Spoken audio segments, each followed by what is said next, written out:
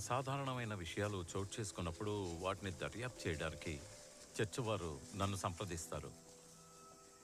దీనికి మేము పెట్టిన పేరు అమానుష వేట. అయితే ఆత్మహత్య గురించి తెలుసుకోవడం లేదా?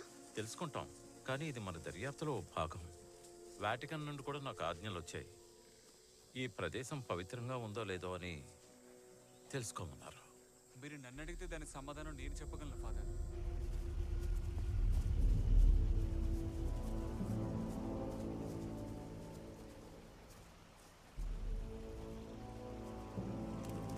యుద్ధం వల్ల అలా అయిందా? అవును, బాంబులు అవి విసిరారు. యుద్ధం ముగిసిన తర్వాత కూడా ఈ ప్రదేశం కొన్నాళ్ళు దద్దరిల్లిందట. ఈ కోటకి సంబంధించి మరిన్ని వివరాలు సేకరిద్దాం అనుకున్నాను, కానీ ప్రజలు ఎవరూ నోరు విప్పలేదు. దీని గురించి అడిగితే నా మొహాన ఉమ్మేసేవారు. ఉమ్మేస్తారా? అవును, దుష్టశక్తులు రావట.